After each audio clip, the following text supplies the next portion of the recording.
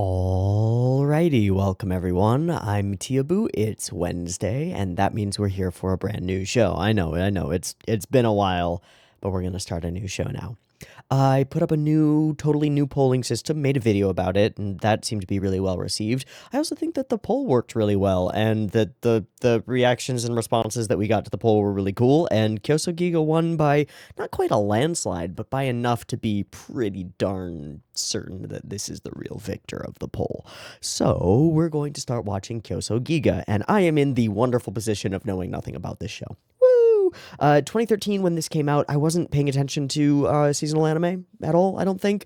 I think I was mostly worried about going to college and like starting school and stuff, and I just wasn't really watching a lot of anime. I think at this point, I also started to become really good friends with my hallmate and then future roommate for multiple years, Q, and we started watching older shows together, shows that I had already seen. So we went through like Hajime no Ippo, and I think it wasn't Slam Dunk, Kokoro, whatever, no Basque, not Kokoro no Basque, whatever that one is, and a bunch of other shows like that, and going through those shows and showing them to him, and we watched Gurren Lagann and all kinds of things, but I wasn't paying a lot of attention to what was airing at the time, and so Kyousougiga fully flew under my radar. I heard very little about it, and then continued to hear very little about it, but seems like an interesting show, and it's one of those shows that I always like made a little mental note of. I was like, I should come back to that. That seems kind of neat and weird. And after going and doing a little bit of research, it seems neat and weird. I am intrigued by this show, and a part of that is because of who has worked on this show. The first name that immediately pops up is one Rie Matsumoto, who has the position of being the director, episode director, creator, script writer, series composition, storyboard, and basically everything else that you can possibly associate with a piece of animated content. She done did it. And that should be no surprise because Rie Matsumoto is kind of a creative force in the industry over the last few years. My biggest familiarities with Rie Matsumoto are twofold. One is Kyoukai Sensen, a show that she also directed, and which I think was really fucking cool. It was super fun and bombastic and weird. Took place in an interesting universe that had a lot of interesting hooks in it for various types of adventures, had cool characters and cool interactions between characters, and also was a pretty solid action sequence show when you got right down to the Sakaka portions. It was a dope. What was even doper for me, and I don't think most of you have seen it, although I know a few of you have, was something else that Rie Matsumoto worked on. Rie Matsumoto directed the Heart Catch Precure movie, the fashion show film, and I am of the personal opinion that the Heart Catch Precure fashion show blah blah movie is far and away the best Precure movie, and I've seen most of the Precure movies, and I'm not proud of that. They're pretty good, but the Heart Catch Precure movie is kind of next level in terms of not following a format and having a legitimate standalone storyline that also ties back and interacts with the main 50-some episode plotline of the main show. Matsumoto didn't work on Heart Catch itself, the actual 50-episode or so run, but did direct the film, and that film is really good. Again, I think it's by far the best of the Precure films, and I have seen most of those, and just a good movie in and of itself, which is maybe a little bit surprising to say about Precure. It shouldn't be if you've seen enough Precure. It's all pretty darn good. But yeah, Rie Matsumoto is the head of this project, and it appears to be her brain baby, so that in and of itself is freaking exciting. Then we can tie on some other interesting characters, or, well, not characters, but staff members. Characters in the staff list. One of whom is Ayaka Fujii, who is listed as background art, and also did background artwork on Dororo, Little Witch Academia, and Sarazanmai. Sarazanmai being maybe the most interesting of those. I don't know exactly what to draw from that, but this feeling of weird styles that maybe don't fit normally, but then come to create an interesting world is sort of the through line that I would draw between these three shows. Though I have not seen Little Witch Academia, and that will be something that we probably pull for in the future. All of them have this sort of odd style and these mystical worlds that we're kind of drawn into in large part because of the background art. So that is quite cool. And then we have Sheena Go, who is doing the music for this show. Sheena Go, who just skyrocketed to great fame because of the release of the Kimetsu no Yaiba movie, and who was responsible for all of the music of Kimetsu no Yaiba. As well as the music for some other things like God Eater and some other shows, but Kimetsu's the one that's sort of skyrocketing Shinago up into fame and fortune recently in the industry, and so that's pretty cool. This will be a little bit of an earlier work from Monsieur Go, but stylistically, that should give us an idea of what our music creator is capable of. And given that this is Rie Matsumoto, and I know how well all the different pieces come together when she's directing a show, looks at Kyoukai Sensen, a weird show with very strange music that actually works, and a strange world and odd sort of not, I guess anachronistic is a word that could work there. Weird characters that fucking shouldn't fit together, but then do. It gives me this idea of a show that's somewhere in between, like, Kill la Kill and other semi-triggery shows, kind of in the same vein as, I don't know, I don't know, lots of things. I figure we're going to be in a weird world. That's the one thing that I know about this show, is that there's an alternate universe with weird looking characters, because I've seen like a piece of promo imagery, and the character designs are super neat looking. We've got like I assume she's our main girl. There's this interesting choice that we like see her eyebrows, and they're kind of bushy through her hair, which makes her look very goofy all the time, and I wonder how we're going to like play with that. But I'm expecting a weird world where things don't make sense and then slowly begin to make sense. And cool characters, cool art, weirdness, goofiness, and cool music. And that's basically my list of expectations for this show. So let's wash our hands of that part of things and move along toward like housekeeping and stuff. Okay, first off, Patreon exists. You can get episodes slightly earlier if you're part of the Patreon. Also, you can get into the Discord, and if you like throw me $1 once on Patreon, you'll get into the Discord, and then I generally don't kick people out unless they're being total assholes. So if you want to be in a Discord where people are talking about anime and other things, go ahead and throw a buck toward the Patreon, and then cancel your Patreon membership, and you're good. Cool. That's out of the way. Blah, blah, blah, blah. Version. I need to talk about versions because I actually did a weird with the versions. So I went looking for Kyousougiga this morning because I was like, oh shit, I forgot to download this yesterday. I was supposed to do that. I didn't. I was prepping DM stuff for, we moved our session around and it got weird. But, yeah, prepping the DMing stuff. But I ended up downloading a couple different versions and then skipping to a random frame in one of the episodes, in episode 1, but I don't know what was going on in that frame. I just skipped to a frame at 2 minutes and 20 seconds on the dot where there were a couple faces, but they were like, and that was all I saw. And I skipped to that frame in one version, the 720p version from Demon Hero, and I skipped to that frame in one version, which was the 1080p version from Muzi 2, and the Muzi version looks so much better, but it doesn't have subtitles. So I spent like an hour ripping all of the subtitles off of all of the Demon Hero versions and making them into subtitle files for myself so that I can just attach them to the Muzi version. So if you're wondering which version you should use for if you're trying to sync up your thing with my version of Kyousougiga, I guess use the Demon Hero version because it has the subs on it. I guess share the subtitles that I ripped from it so that if you want to use the Muzi version, which is prettier, you can do that. Or just use the picture-in-picture version, which I'll provide in links in the description, and that should be fine either way. Cool? Cool. I think that's everything. Let's watch this show and figure out what the hell we're dealing with, because, again, I don't really know what the hell we're dealing with. I know a couple of the staff members, and, like, that seems cool. Neat. Let's watch the show. So, there will be 2 versions of this reaction video. You can find a picture-in-picture version with the video up there in the corner, linked down there in the description. There will be multiple versions of it. You can grab whichever one works for you. BitChute will be low quality, but easy to grab. Mega will be high quality, but there are bandwidth caps. WeTransfer is fucking sick. It's kind of a great service, but you have to download it. And then Pixel Drain, everybody's having problems with Pixel Drain, so we'll see how that lasts.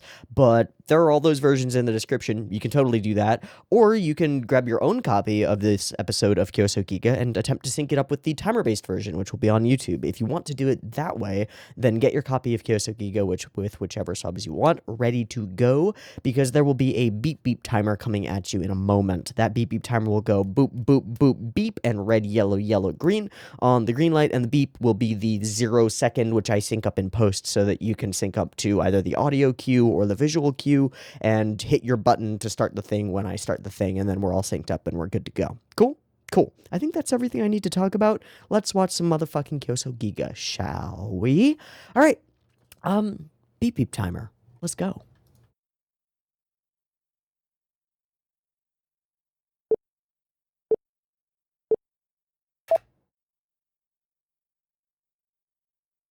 Okay. Okay.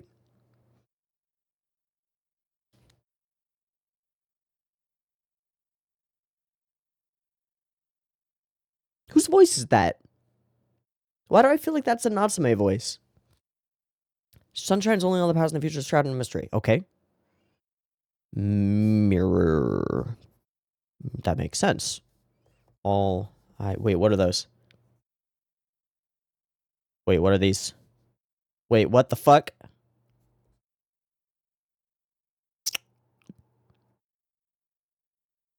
Ah.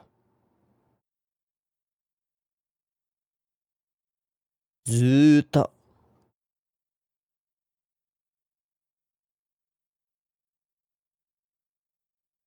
Where do I know his voice from?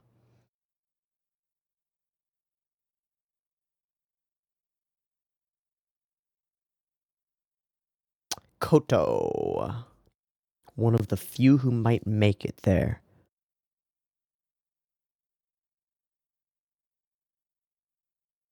So this is the real world, right? Okay. Okay, Bakadana. Okay, they've got a cute banter thing going on. Where are we zooming to right now? We are zooming through nonsense space.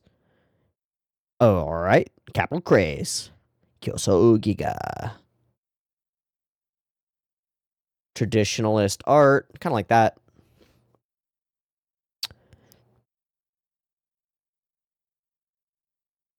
Second star on the right. I'll keep on till morning. Background and difficulties of a certain family. Cool. Past. Oh, we are in narration. Mio way. Okay, and we are stylistically past E. I assume this is Mio way. Okay. That was the frame that I saw.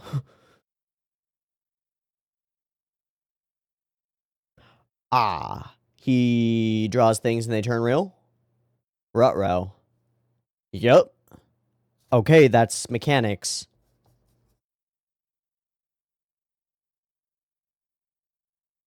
This guy just brrr. Ooh.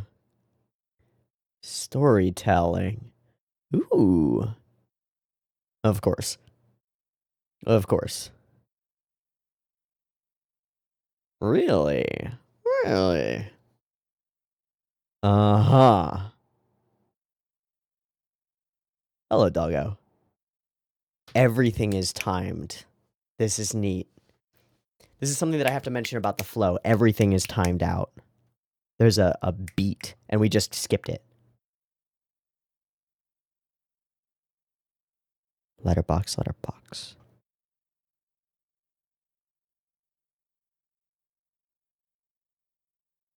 But Koto, who is our main girl, but is a rabbit?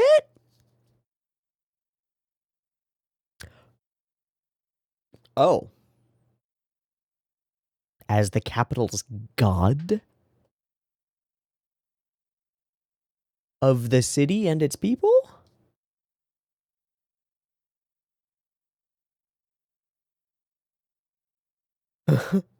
Okay. Bring. Okay. What? Oh. That's a sexy Buddha. That's a weird statement. I'm sorry, what?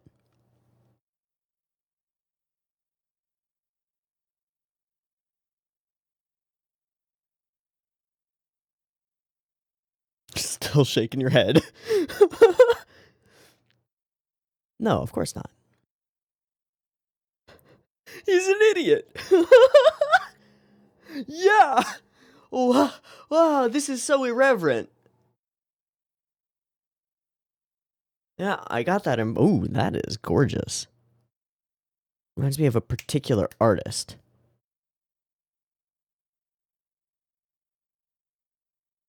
The love you bear is the very thing that can save him. Okay.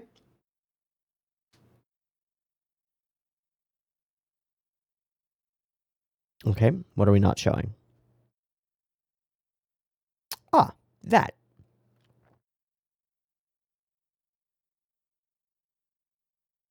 Looking spooky. The head of the city. Okay.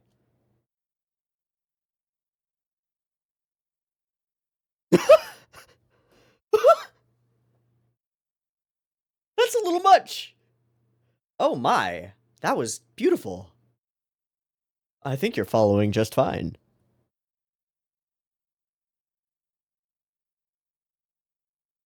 Well, that's cute. And weird. Whoop. Ho. And their love bloomed. Yes. Oh.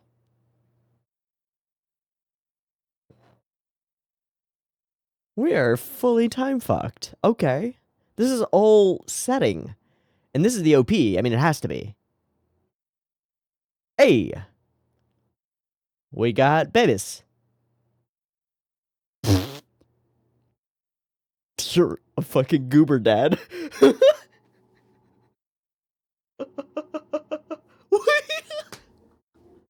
Alright, alright.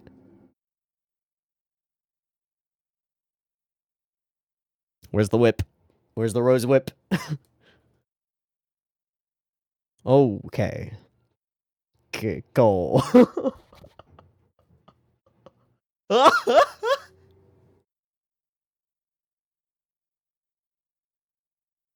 What the fuck? Oh, hi. Shinobu? No. Oh, geez. Kind of yes, actually.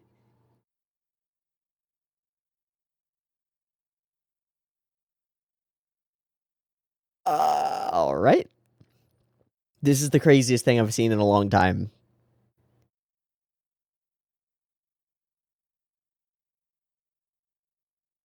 I think that's Notori Shuichi. I just heard him laugh. I'm like, I think that's Notori Shuichi. Okay, here we are. Something's going to change. What will change? Oh. Oh.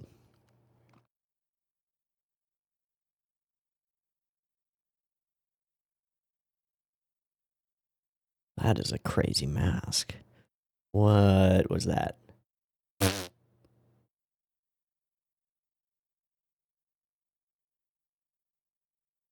Hmm.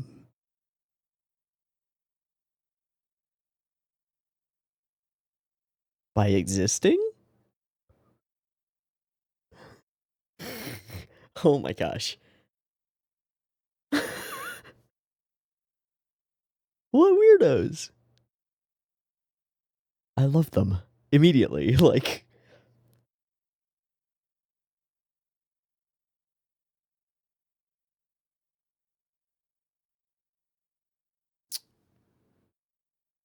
oh.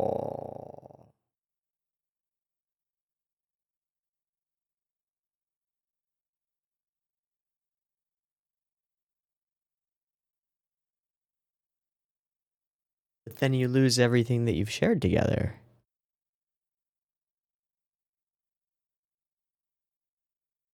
There we go. I won't.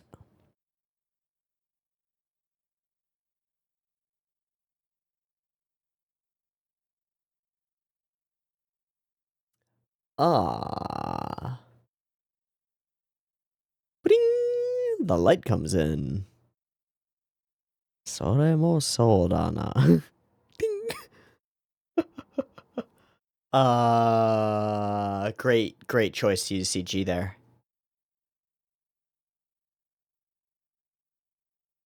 And it just happens. Gulp. Tabun, yeah. Uh-huh. He hasn't come up with one yet. Okay, it's Kyoto as well. Alright. And thus our story begins. What was that? The Other Side of the Looking Glass. Immediate Lewis Carroll reference. Okay. Kaleidoscope. Every time I look in the mirror.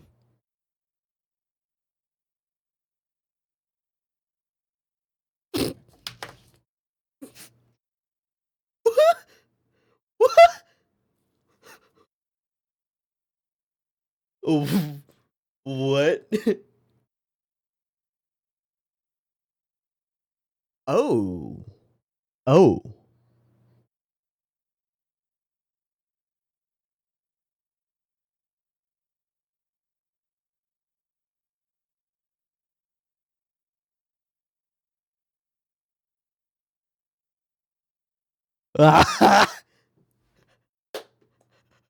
It's a little early, bud.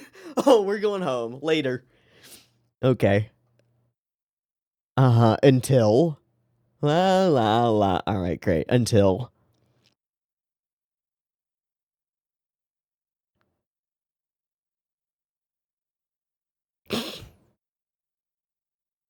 Nothing changes.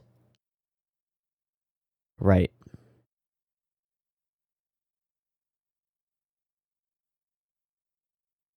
It's all empty. Yes, you were. God, framing. God. My eyes wig me out. Hmm.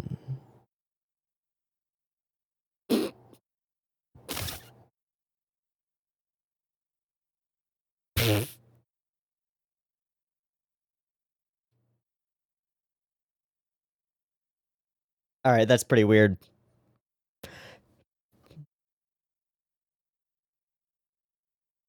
The station opening? Hmm. Hmm. No variety. Infinite variety, but none. I love the little white outlines. Makes everything look like paper cut. What's about to change? What's going on?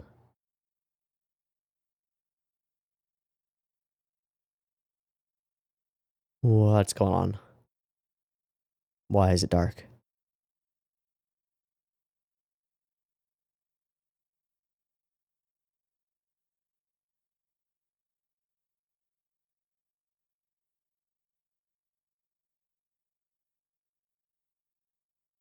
The Buddha, yeah. Ah.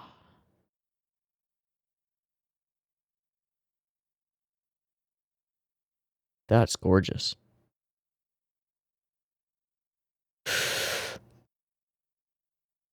Fuck, big Princess Tutu vibes. Big Princess Tutu vibes. Which has been happening.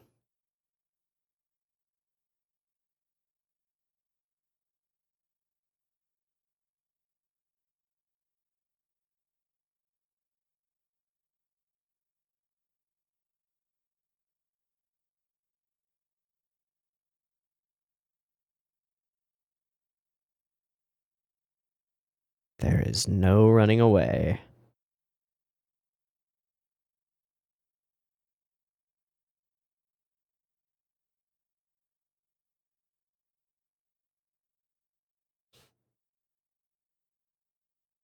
Oh.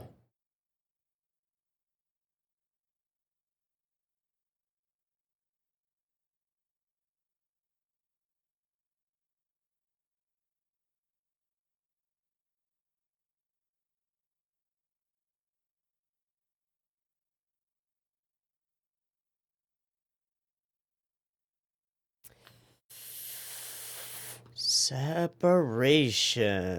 Hello, kiddos.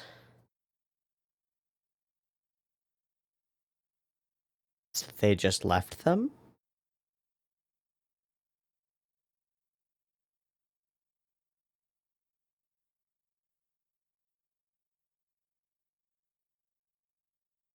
Okay, so who is the Koto from the beginning, then?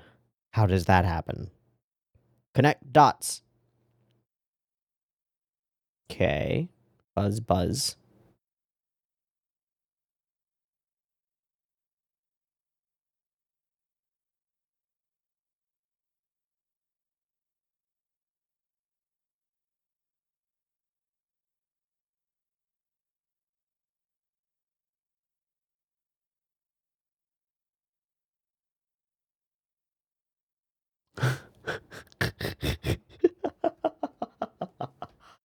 All right.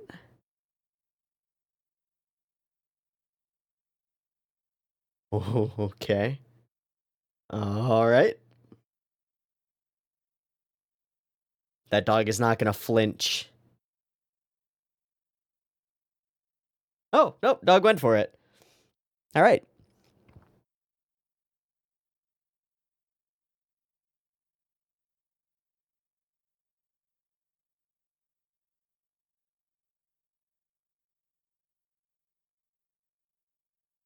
Hmm.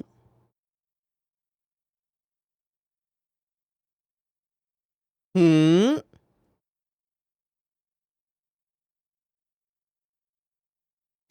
Oh. That's the. Oh, okay. Why is he aging when the rest of the world is not? Wait, who is who?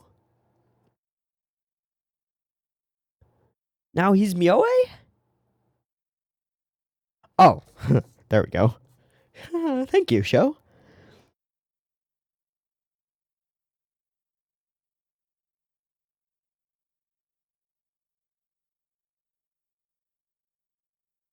Aww. Very cute. What about the other two? How have they changed, if at all?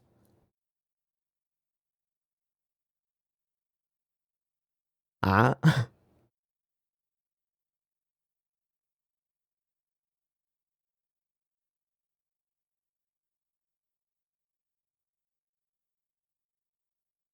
uh. Who be dat?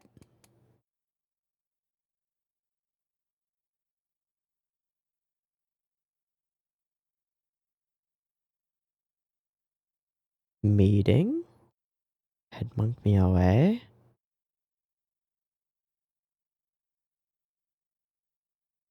Okay. Taking your father's role. Yeah.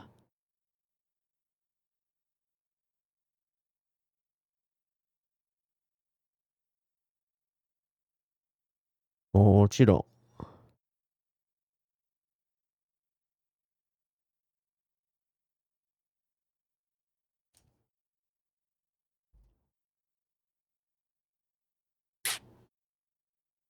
Duty bound. Reflections in the mirror.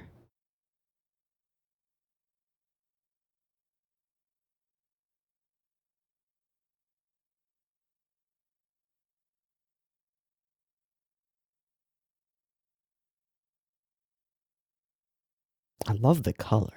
Oto. Atta. It's pretty smooth. All right. And something's going to get weird here. Okay.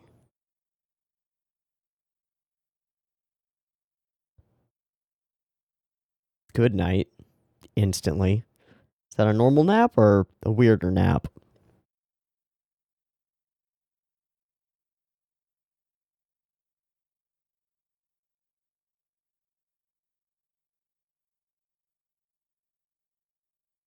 Careful what you wish for.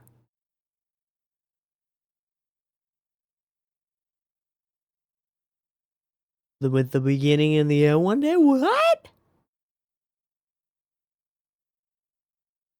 Because this is a world without beginning or end, so it's stuck. Okay. Everything's shaking up, isn't it? What's breaking?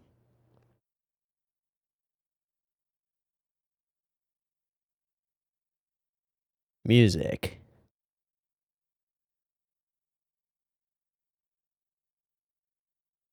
What? What?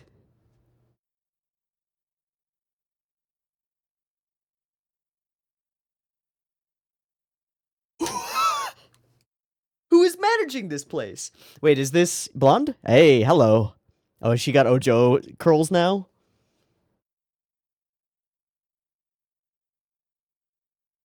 Jesus.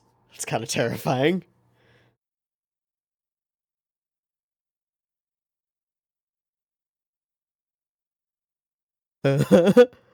So we finally meet all of the siblings. Eto. Sono.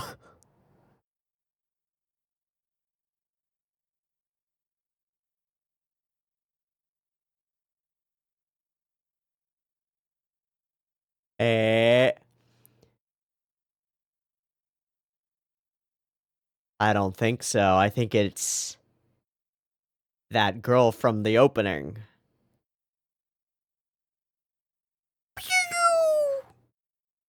And it's over. What? This is a visual freaking treat.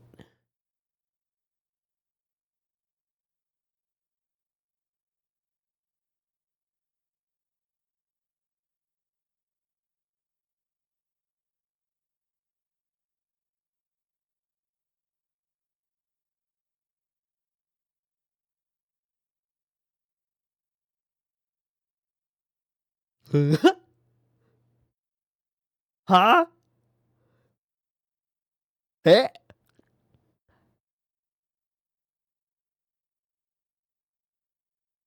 Huh? Who the fuck? What the hell? Eh?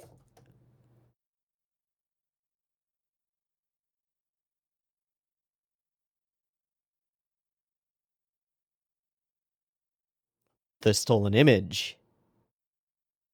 Thank you. Yes. Yeah.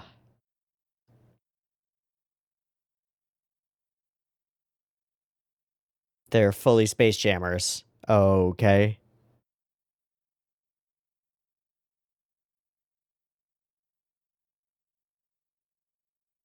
The Mirror Capital?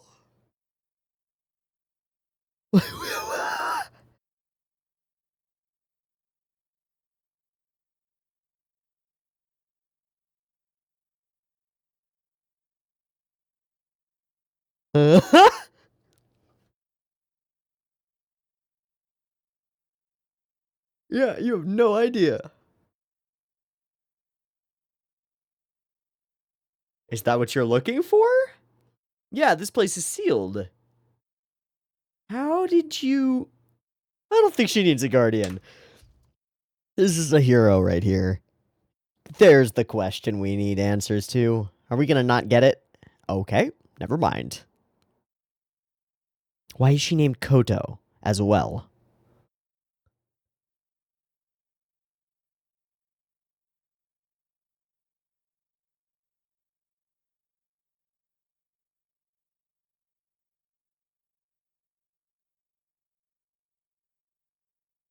The head priest?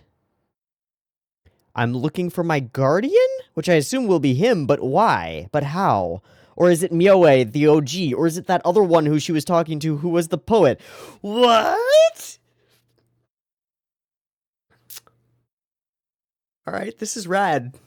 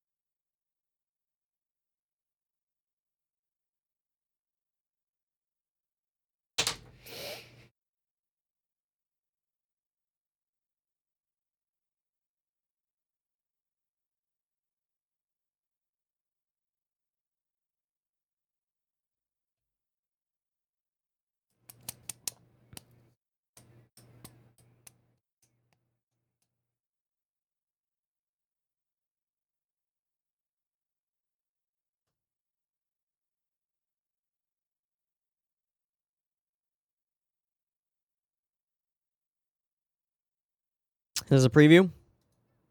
Yes. Boom.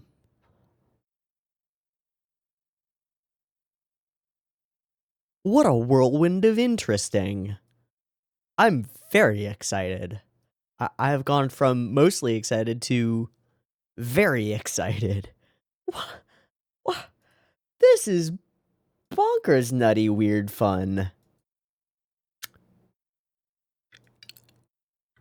There's actually too much here to unpack. There's far too much. My brain is gonna fry.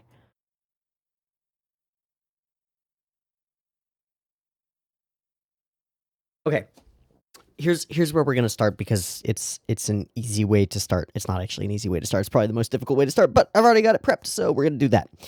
Before I started watching this episode, I wrote down a bunch of things that are stuff that I look for and think about in first episodes of a show. And the list that I wrote down was style, art, animation, effects, character hooks, world hooks, story hooks, music, flow, with quotes, care, again with quotes, color, and character design. Those are just the things that I threw down as things that I wanted to look at. As we faded out during the ED, I put a one-word theme-jiggy next to each of those. So we've got style, irreverent, art, stylish, animation, nice, capital nice, effects, dope, character hooks, huge, world hooks, infinite, story hooks, many, music, rad, flow. I just wrote timing as the one-word answer to that, and we'll talk about that in a moment. Care with air quotes immense, and color gorgeous, character designs cute. Kind of across the board cute. Very weird and odd and interesting. Particularly the not Shinobu who is Shinobu, with the fully black eyes with little starry sparkles in them. Super strange. I don't know what this opening sequence means. I just don't know. I assume that this has to do with her origin location. Let us dream until the day of our homecoming, this place of golden rice fields. So she's seeking something. How often I look into the mirror, all I see is the present, which seems like a truism because mirrors only reflect the present, but not if we're dealing with a mirror capital where time does not exist in the way that it does here, or at least is not demarcated in the same fashion. Very interesting. Also, how did not Myoe at first become Myoe and age when nothing else ages? They all seem to age, but why? What? I don't know. I just don't know.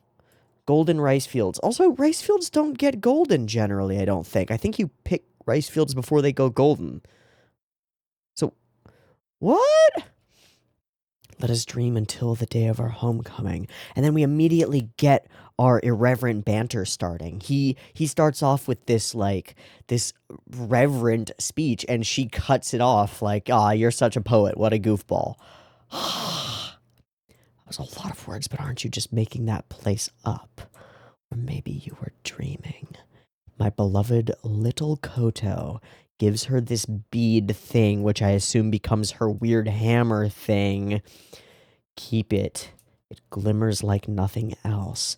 And we pan up to see that this looks like Kyoto. This looks like Tokyo. This looks like the city. And there's this busted up shrine over here. And there are multiple planets. So this is the central plane. There are multiple planes. I assume they're all parallel planes, so they're all variant versions of Kyoto. Created by people with similar powers as the original Myoe, or just existent in general and he's tapped into them. And we're going to answer a lot of questions that come up in this episode with because a large portion of this episode's point is the character hooks huge, world hooks infinite, story hooks many, which leads us to having a lot more questions than we have answers for, which leads us to wanting to watch the next episode, which is, I think, good design of a first episode of a show. Solid. This episode toes the line between a massive amount of exposition and the setup of multiple parallel worlds and multiple characters within them and multiple periods of time. Like, we cover an era of at least 20 years probably, and changes within it via really clever montage and like the sky montage that we get a little bit later and some other things. We cover an immense period of time and an immense quantity of spaces in that time, in the 25 minutes that we get for this episode. And we don't answer questions about almost all of it, and I think that's a good idea. There is basically zero telling despite the periods of narration during this episode. The only things that are told are the initial starting state world, the steady state world that we exist in, which is not very steady, and then everything shifts. And we pan up and we get this very irreverent banter between them. You've never been a brainiac, look who raised me, touche. That's just snappy back and forth, and it's really cool. It's really cool. Okay, I need to find where the timing thing starts because we need to talk about it. This is going to take me a minute, so we'll cut here. Wow. Wow, that is actually incredible. Okay, so starting right here, he had a certain problem. We cut to the like exposition thing and start off this sort of bouncy track.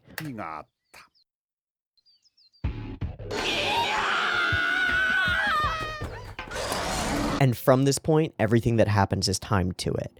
Everything. That cut is timed to the bum bum ta.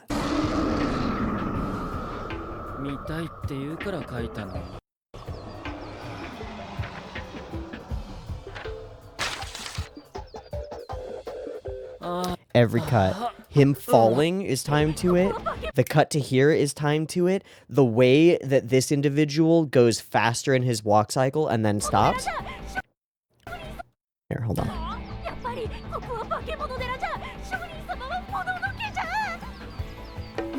And then cuts into the walk cycle. All of the cuts to these different sequences, which in and of themselves are very interesting as giving us quick overlay background of how everyone in the town feels about Myoe. These shots are fantastic and interesting and weird. They give us a separation between all of these characters' opinions that makes it seem like you're canvassing a neighborhood and actually having these conversations. They're like snippets of interviews done by a news crew in a certain way. Everything is on a beat, and then the music cuts out.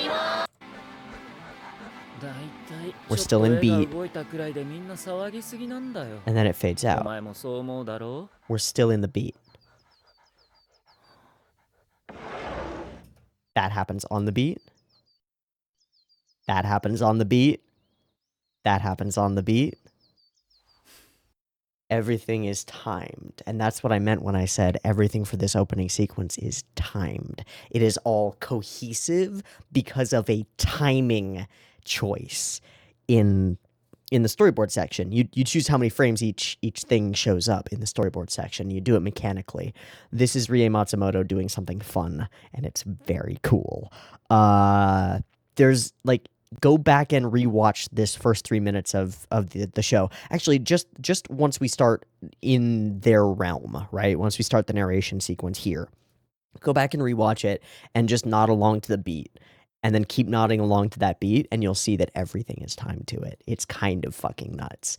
And it's really cool because it makes you feel sucked into this world. The music pulls you in, and then everything occurs around that attached to it, and so it feels right. Super neat, super interesting. Seemed he had no one but his dog for company, the black rabbit Koto. Hello, Koto. And Koto will become his Koto, who is his. But then, how do all of these things interact? I don't know. But we borrow the body of a Bodhisattva. For what reason does the Bodhisattva allow this? I don't know. Also, these backgrounds are dope. They kind of remind me mostly of some of the opening sequences in Sora no Woto, just because of the stylistic touches, but they're Buddhist symbols and neatness. Very cool, very weird. And here's our irreverence coming back in, right? Like, we get characters making fun of other characters, and then those characters jumping in impossible ways to comment upon it. There's this lack of coherence that's made to make this whole thing, like, deliciously fun. And I think that's really cool. I think it's super neat. I love this shot just because of the color scheme and the color design around it. All of the blue line work is super dope, and then the blue for black in the eye, the white for black in the sclera and iris, and then the pink outline. It's very reminiscent of a particular artist whose name I can never remember.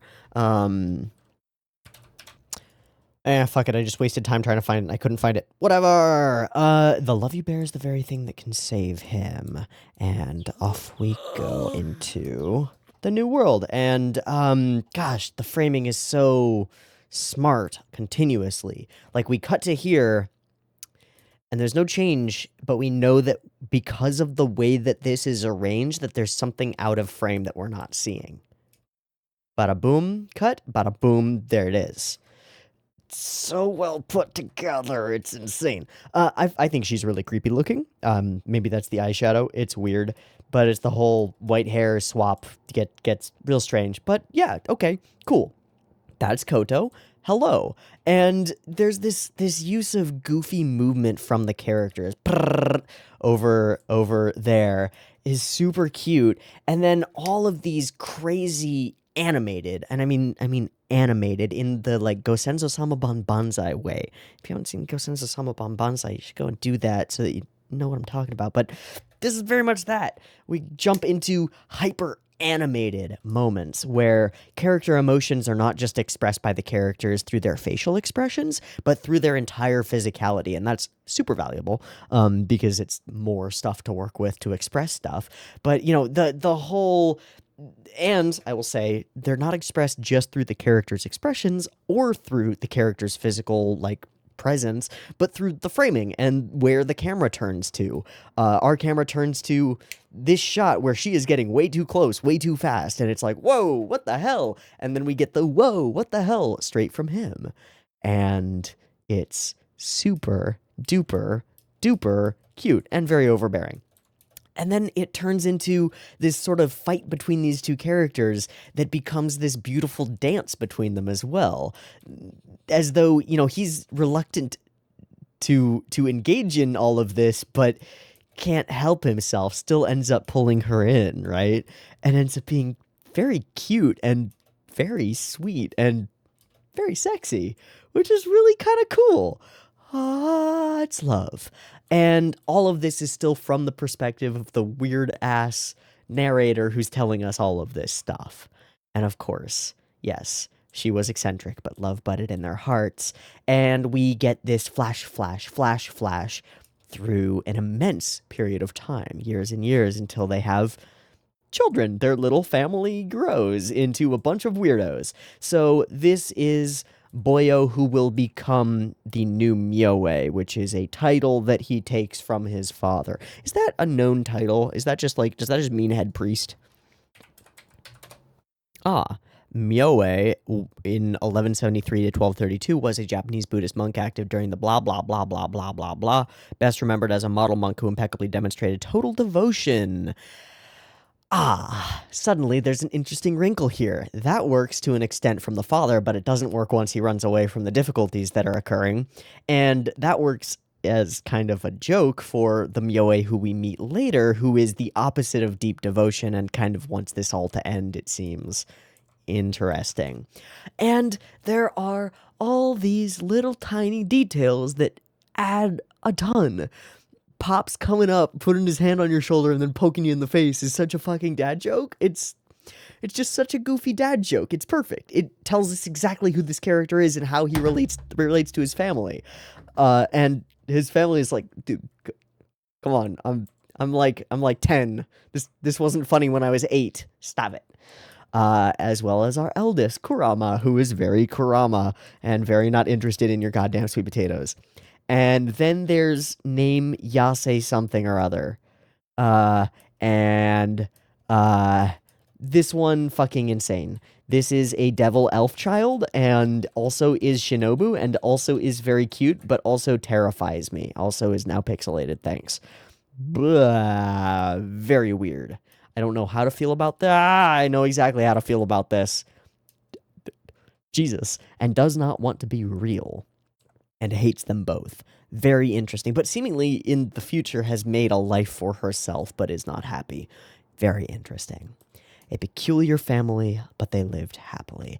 I love the device of framing this as though it's like a family photo and pulling out from it, indicating to us that something will change dramatically in the near future, and it will. It seems like this has something to do with this is Shrine with a capital S, where the new Koto came from, I think. And these are all deity proportioned things that are all shown via like festival masks, which is super weird. And there's an indicator of constellations on the shoji screen behind him, which is like what I've got, but constellation-y. Head priest. So I'm assuming that that head priest is in fact the individual who was talking to the OG Koto at the start. I don't know actually. Regardless, we make the choice to go into the place. Also, I love the little detail of Koto the rabbit just being like, "Hi, I'm here now." Cool. Could just go back to being drawings because they don't want to be. But to be Myoe is not that way. And Yakushimaru's a human anyway, and if only mom is left, otherwise you should be able to sort it out. How does that work? I'm sorry. The other two are not human, but Yakushimaru, who will become Myoe, is human. Where did he come from? Did they adopt him? How did he get here? This is like a one-line drop that's dropped here, but Yakushimaru is human anyway, and if only mom is left, otherwise you should be able to sort it out. Just erase our drawings and redo it. But no, we decide then that we can go into that world, and through the looking glass we go. I also love that we change from this rainy awfulness over the course of one shot of the sky to the sun comes out when this idea is presented. This world very much responds and reacts to its characters' inclinations and desires, and I mean the world of the show does, not necessarily the world of mirrors, although it seems to as well, but the world of the show and the visuals that surround them react to them and respond to them in a really interesting way. Makes it all feel very coherent.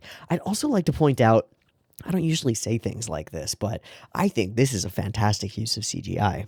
The only thing CG in this shot is the coin, I believe, and just the choice to have it in CGI so that the shadows on it feel accurate and it feels ethereal and weird it's a really cool choice. I think that works super well for this particular moment.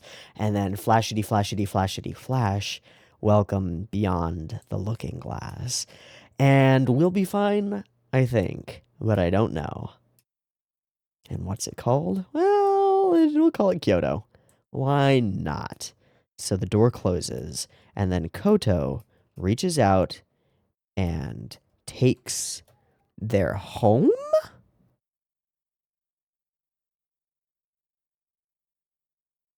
I assume that this particular action is something that is like has immense ripple effects. Some sort of like portable hole inside a bag of holding sort of astral plane bullshit situation where taking a picture from outside into the inside of the picture world maybe makes things weird, but I don't know. I'm just assuming. That's something that I would maybe think about. But to the other side of the looking glass we go. And this is an explicit reference to Lewis Carroll, which means that I'm going to have to read Alice in Wonderland, I suppose. And yeah, I'm probably going to have to do that over the next week or so. I'm fine with that. I'll go read Lewis Carroll's Alice in Wonderland. I probably need to anyway. Cool. I mean, it makes sense. Lewis Carroll's Alice in Wonderland is about a girl who goes through a mirror. It's through the looking glass, so that makes sense. And welcome to the Mirror Capital. It is beautiful and colorful and fucking weird here. Like, overly weird. And all the music comes together to sell it.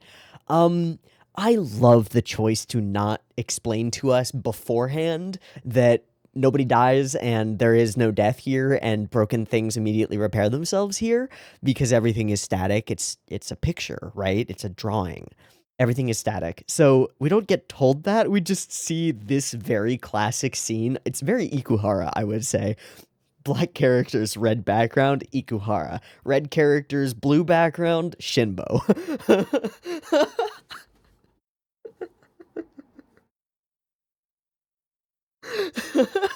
And again, I would note that Ayaka Fujii, who is in charge of background art on this show, worked on Sarazanmai, a show where the black characters red background trope is used constantly. Every single Sarah Zanmai scene goes to this for one of the shots, and like every time. All right. But there's also something very strange about this place in the way that it's drawn, and that is the secondary outline in white around most of the elements of this world. Particularly, we see it here at first, is all of the trees.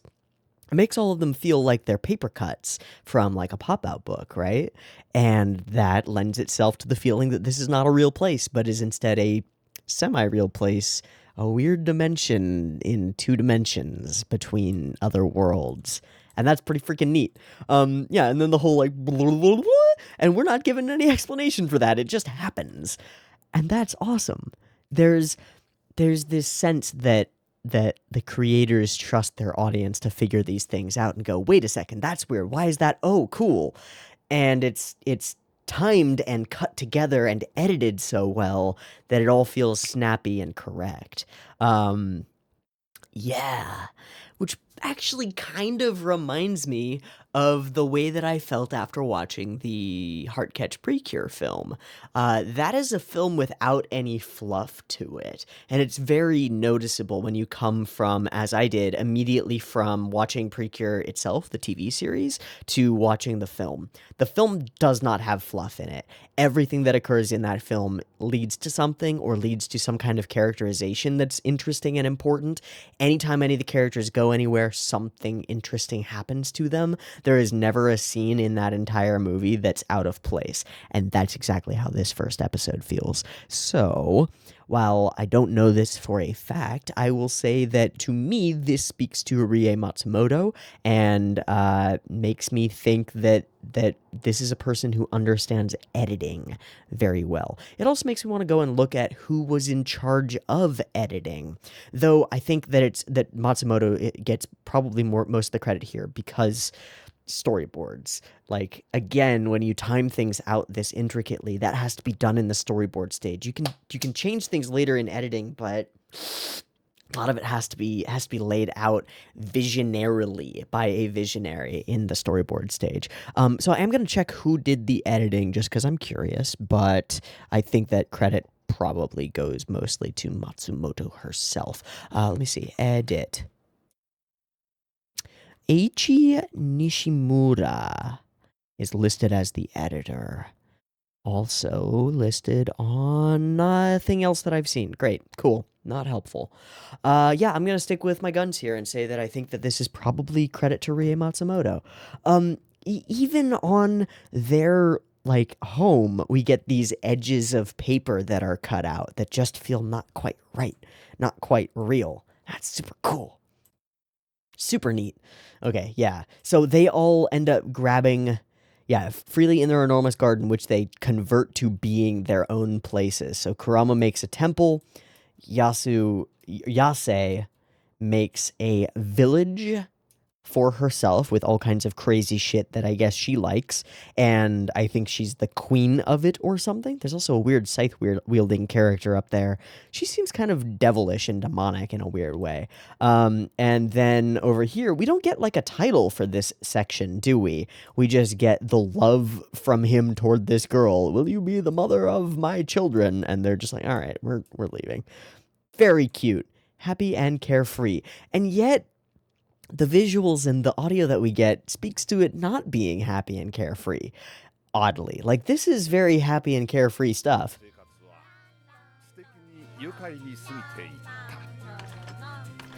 But it's faux happy, right? It's not legit. It's kind of blech.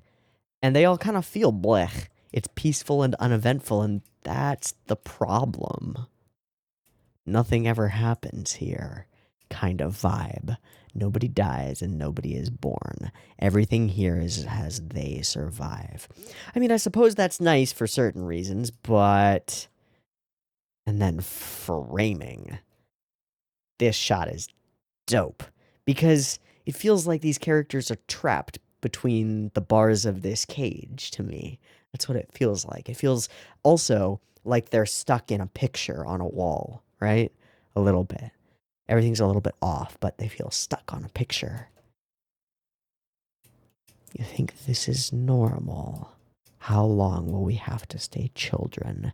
And part of that is, well, it's like a tie together of a bunch of different childhood stories and fairy tales. There's this Peter Pan-ish element with the stars in the beginning and this desire to become older and to fall in love. Mioe to be has this desire to fall in love with this girl, and that's weird because she doesn't age. It's super different and interesting and weird. And we just have to demonstrate once more, break things, remake things. Oh, and Yase, I missed this. I just want to be with mom. So each of them has some kind of motivation to change things, but Yase is more happy with this whole place. And there's the station opening, and I don't know what that means. This is just a gorgeous shot. Really just lovely. But it all gets weird. And what is the deal with this? I guess she's getting dreams from the Bodhisattva? Something related to that? I don't know. This feels like Monogatari because of the color. Completely. It also feels like creeping vines coming in through the shadows. And I think that's really neat. It's got quite a vibe to it. Framing, I would say, for framing, trapped, boxed. There's, what's that director's name? Tokyo Story. Is it Tokyo Story? 1953 Japanese drama film directed by Yasujiro Ozu. Yep, that's who I'm looking for. Yasujiro Ozu invented a couple of specific techniques or brought them to prominence, and they're all visible in the film Tokyo Story, 1953 film, and a very good one. Quite a slow burn. I don't know if you want to watch it. It's 136 minutes of rather slow stuff, but there are some really cool directorial techniques built into it.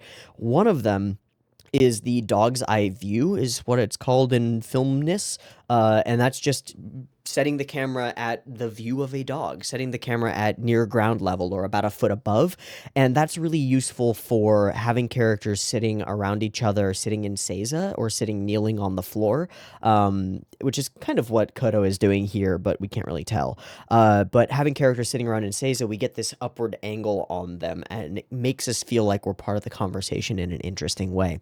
One of the other techniques that Ozu uses throughout everything is visual structure, and a reverence for the square and rectangular design and architecture of traditional Japanese homes, which is a weird thing to mention, but there's this distinct and very noticeable when you watch one of Ozu's films. There's this noticeable tendency to frame characters within doorways, and then to frame those doorways usually with the paper screens and the square, I forget what you call those, that make them up, and creating these sort of blocky landscapes in the frame that frame our characters. And that's very much what we have here. And we have it in multiple other places throughout the episode as well. Almost all of the scenes in their home have this sort of background going on. And even these sequences, when we're not at like flat against backdrops, there are framing devices and like window frames and squares and rectangles that make up the entire landscape of their world.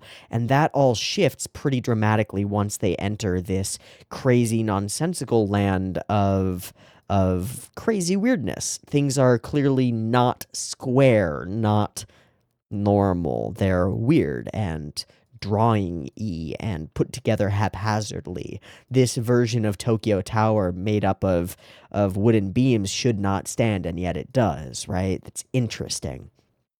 And then we alter that framing to show that these two are divided in some sense and seeing the world in different ways, but they have to come together eventually and do so in a really beautiful moment where he ends up hugging her. I knew that I would eventually bring ruin to this world, and yet spending time with you and looking at the faces of our children, I kept postponing going back and told myself I'd stay only one more day. You knew all that, yet feigned ignorance. It seems like an indictment from him, right? But remember, we got their banter before. We got their irreverence. And so in this, the most serious, darkest night of the soul for Koto, he is being irreverent in a way that's deeply considerate, in a way that snaps her out of that, because we cut to it, and it's not an indictment. It is instead, how dare you? And he's already there hugging her. I think that's a gorgeous scene. And I think that the cut between the two, cut, is really beautiful. He enters her space with this window framing them. We are the same. I was terrified. We have this really touching moment between these two characters that have been together and lovers for a good long time, and it's fascinating and beautiful. But their worlds drift apart. Not their worlds. Their world and this world drifts apart, leaving the children alone in a world of imagination in the mirror capital, stuck forever, unchanging, nothing left but memories and beads. And then we cut to the present. Welcome to the weird world, where phones exist now. Also scooters. What? And basically nothing that occurs in this entire portion of the episode makes any sense to me, and that's totally okay. Also, I feel like there was that Madhouse show not too long ago with the dude with the scooter. Madhouse show, scooter, dude. God damn it, it's pulling up like scooter ads and I'm not finding it. Whatever. There was a Madhouse show a little while ago that I didn't end up watching more than like half an episode of. I feel like this character, or the character in that Madhouse show, was fully ripped from this guy with his scooter and stuff. Super cute. I'm sorry, the super cute was in reaction to this girl being super cute, and their relationship sort of being super cute. Nothing has changed here except him, because presumably he's human, but he's still cherishing the memories of them together, even though he has changed and grown up. Oh, grown tall. And his desire to love her has turned into more of like an older brother or fatherly sort of a relationship, which is cute and shows that he's actually aged and actually has changed from that childish goober, though he's still quite childish. And then color scheme change. I'm not irresponsible. Yes, you are. Again, these squares and framing, except that they're offset by weird shit that doesn't fit the squares and the rectangles that would be a more entrapping cage. Love the angled shadow, super neat. Kind of wonder what these little baubles that we're looking through are. I'm not really sure if they're just a lens effect or what. And then we meet this lady who he is obviously in a romantic relationship with, or at least a sexual one. Their conversation is super sweet. I don't know how else to put it except that their conversation is super sweet in a way that kind of mirrors his father's relationship with the original Koto, but there are elements to it, right? There's not full trust here. She reaches out for the beads, and I'm not sure why she reaches out for the beads. She may just be reaching for his hand, but he pulls away. There's this element, or doesn't pull away, but stops her. There's this element of like not letting other people in that's interesting here, and I think indicates like, well, I mean, bring it to a personal place. When you've got family that are weird, it can be hard to relate to other people and physical affection in particular can be a difficult thing to accept. This seems to be more protection of the beads because they're the last remaining thing from his family, even if he despises his family, which I don't know if he does, but he certainly has some ill emotions toward them for leaving them all behind. Even if he did despise them, he still wants to hold on to that. And that makes me think that we're going to be deeply invested in this family that's been separated and split across dimensions, time and space. That's super neat. But can't. Bound here. Tried it. Didn't end well. I'll tell you what happened one day. We get this, which is a rabbit and a monkey and a frog, and I don't know why. Regardless, they're mine now, and I am duty-bound to Wonderland. Reflection, mirror, looking glass, of course. Pictures on the walls of memories, but none of them look like anything. I don't know. And then she says, our place in society is way too different for me to understand, and I don't know what that means. There's lots of implication and lots of not understanding. And then they get really freaking cute. Like, really cute. And beyond just getting cute, genuinely supportive. We get that sort of irreverent, like, oh, you poor thing. But then... Tsurai no ne. Legit. And very smooth and very sexy. Am I good enough for that? Very bantery, right? Very cute. I'll just take a nap, and out he passes. I hope one day someone will take you out of here. What a potentially selfless sentiment. Right? Like, wouldn't you want him to stay if she's that interested in him? That's neat. And interesting. And weird shit that doesn't make sense. Bodhisattvas. Prayer beads. What? What? Who? What? Promise that we'll come back. What? What? Lightning and music.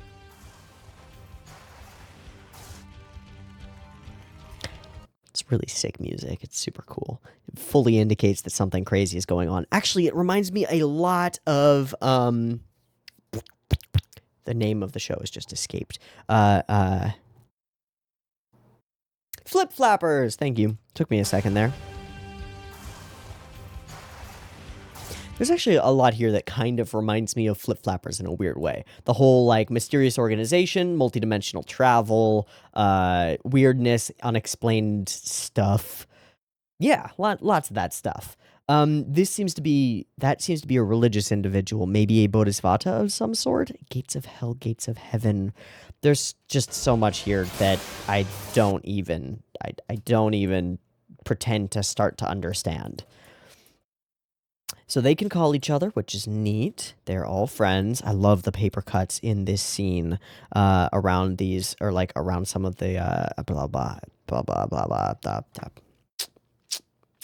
Telephone wires. Super cool looking. The thunderous fireworks almost, as this random girl just gets Terminator dropped into the middle of a shrine on top of a gigantic wooden variant of Tokyo Tower while carrying a giant translucent planet-filled hammer that is apparently the thing that was gifted to her by her master in the beginning, and she ends up in the wrong place apparently, but it's the right place apparently, and she's chasing something across the galaxy, but we don't know what, and is followed by two weird spirit creatures and has a weird creature thing that looks like happy tree friends hanging from her giant hammer thing. What? This is like Flip Flappers meets Kill la Kill, and actually that's a pretty good analogy, actually. I think that works pretty well. Flip Flappers meets Kill la Kill is pretty smart. We've got our weird town that doesn't make sense with a gigantic tower in the middle of it, and a dark-haired, school uniform-wearing girl with a gigantic weapon who jumps in and changes everything. And then we've got a mysterious organization that seems to be relevant to travel between multiple dimensions, the implication that we can ourselves travel to multiple dimensions, sidekick characters who are magical, and a bunch of random people, and a random world that doesn't make sense but is an externalization of our characters' internal worlds. Yeah, it feels like Flip Flappers meets Kill la Kill. That feels actually pretty cool. Also, a lot of the animation style kind of vibes with the Kill la Kill stuff. Also, the art style, which is generally pretty flat and does not concern itself too much with shadows on faces and such. I would say this is a very shadow light art style. There's still bits and pieces under the neck and stuff, but this is almost shadowless, and that's cool and will lead to some interesting animation, I'm sure, because it's a cool stylistic choice. And what is this place called? I love the cut from upper ground to lower ground, implying that there's like misleading going on here, but it's unclear. Uh, and the full freak out sequence, and then the sun comes up. No one's been admitted for centuries. Not the place for a little kid without her guardian, and it just so happens that she is seeking a guardian. Also, the line between God and human was vague. Countless worlds bordered on one another. How is this character related to this family? There was a certain family whose story of love and rebirth we will follow. Does that mean that this Koto is Koto, but is reborn? Because in that world, things don't change, but in the real world, they do change, and in other worlds, that I don't know. We're going to go into full. I have nothing to ground this on. Like, I guess I'm just grasping at straws land, and so that's a pretty good indication to me that I should probably start looking to wrap up pretty soon, because otherwise I'm going to start just fucking throwing out random ideas, and it's going to go nowhere. So, to go over the list once more, I don't think there's too much that I want to add to it. What do I think about this show? Well, it's stylishly irreverent. It's artistically pretty gorgeous and unique. It's got some cool animation, though we haven't seen the best of it yet, I'm sure. This is a kind of a unique episode. One, in that there's basically no major Sakuga sequence. I think that the biggest Sakuga-y sort of sequence in this episode is actually the mini dance that we get between between Koto and Myoe at the very beginning. I think that's the most Sakuga-y. The rest of it is carried by direction, framing, cool composition, cool color work, cool character design, and this sort of irreverent tone, and it's really cool. Effects, when we do get them, are freaking dope. I would think of the whole Bodhisattva sequence, the whole thunder and lightning sequence as well. Super cool. The character hooks are immense. I am intrigued by Yase, I'm intrigued by Myoe, and I'm intrigued by Kurama. I'm intrigued by all of our major characters.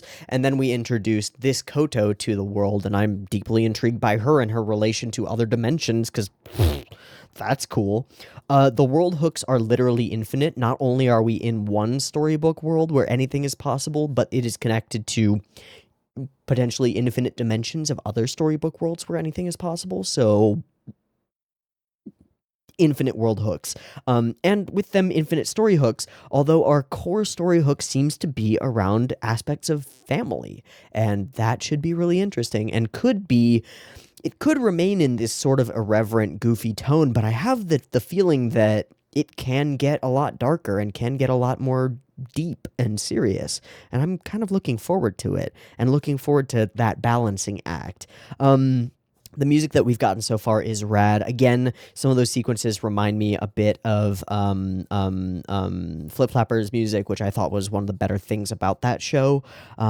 Yeah, super cool. The entire episode flows better than most episode ones that we've seen recently on this channel. I'm not doing treasure hunting, so I don't have a slew of episode 1 comparisons recently, but this episode 1 flows better than most episode 1s that I've seen, and that's saying something. The amount of care present in this story is pretty obvious. This is thought through. It gives the impression not of a story of hodgepodge elements thrown together and then pasted upon the screen, but of a coherent narrative that we are just seeing the first glimmers of and only seeing the first little crack in the door as it opens. And that is very exciting because I want to see what else is behind that door. The color work throughout the episode is gorgeous. A couple of moments that stand out to me are the the reddish sunset hues that bathe this whole sequence, and also the reddish sunset hues, darker redder sunset hues that bathe this whole sequence, along with the slivers of light that accent our characters' faces. Composition as well, things like this, the ultra close up on just the face and then covering the majority of the frame with hair. Like, this is technically wrong framing because our character here doesn't have enough looking room, but she's not looking at anything. She's looking down. And so this frame is entirely internally motivated, like center of our frame and all three PowerPoints. Like, this is a PowerPoint around her eye, the others are around her skull. So it's all thought and feeling and emotion built into the structure of this frame. And that's smart. It's just smart. The dialogue is witty and bantery and snappy and cool. The editing and flow of the episode, especially this opening portion, is witty and snappy and timed really well and cool. And then all of the character designs, again, relating to that sort of flat aesthetic, but all of the character designs are interesting and have legitimate character to them, which is very neat. I like it. I like it a lot. I'm excited for next week. Sweet. That's going to be a wrap. I've been Teeaboo. This has been Kyousougiga episode 1. I hope you've enjoyed it as much or more than I have. I'm sure that I've missed a ton of things or didn't miss them but then didn't comment on them because there's too much to talk about here. That's totally okay. I'll probably end up rewatching this entire episode before next week because I'll need to. And I want to see you next week for episode 2 because that should be really fun. If this first episode is any indicator, I think episode 2 will be dope. Awesome. If you want next week's episode a little bit early, again, it will be on the Patreon. You can go and check that out. Also, if you want Discord access or any of those things, check that out too. I will see you next week for episode 2 of Kyousougiga, and I am very excited for that, and I hope you are too. See you there. Peace.